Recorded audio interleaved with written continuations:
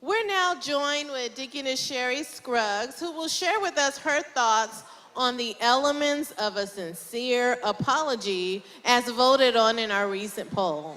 Our 4 responses were: be specific, explain what you did wrong and what it caused. Don't make excuses or blame others. Express regret, show them that you are willing to make amends. Be patient and don't expect to be forgiven overnight. Now, Sherri, I'd like for you to expound on these points. What do you think makes a sincere apology?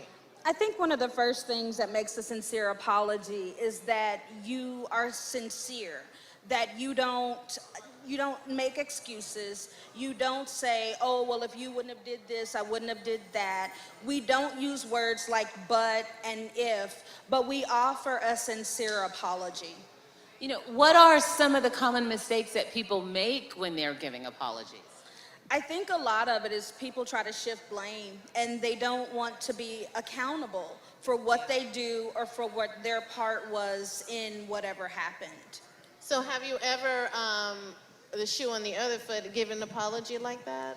Of course. I mean, we all have times where we realize we responded too quickly, or our reply was too sharp, or, we flat out just didn't have the right facts. Yes, and then also, too, I want to put in the conversation, if it was you that had to apologize, how we have to let that go, because sometimes we beat ourselves up. Right, because when you walk away from it, you go to that person, you offer the sincere apology, you don't do it again, leave it there.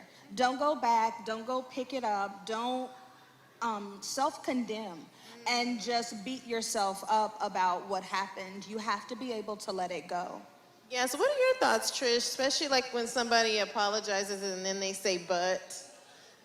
When someone says but, it negates everything that they said prior to that.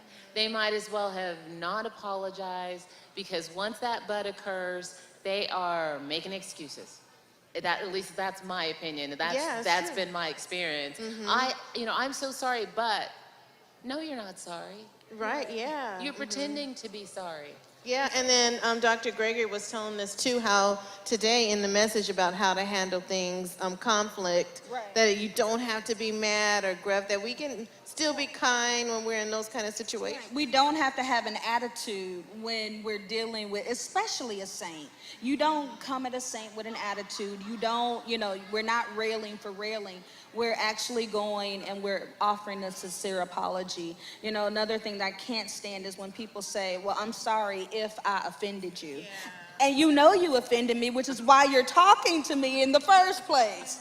So it's always being humble, being contrite, and telling someone, sincerely, please forgive me. And then, we have to be open to accept the apologies, too. And then you also told me that you shared the poll this week with your sister. I did. We talked about the poll. One of the main things that we talked about was being sincere and not repeating the same behavior. John, if you don't hold that paper up, okay, go ahead. Well, when you give a sincere apology, it also denotes that you're going to change. When someone's receiving that apology and they're saying, yes, I agree, I'm going to forgive you, doesn't mean they're necessarily going to forget what you've done, because you're still accountable for your actions, just like Pastor talked about last week. Right. We're accountable, but it's also in that accountability saying, I recognize what I've done. I can't beat myself up. I did what I did. I can't go back and change it now. Right. I can only apologize and make it right and try and move forward. Right. That's some good stuff, ladies.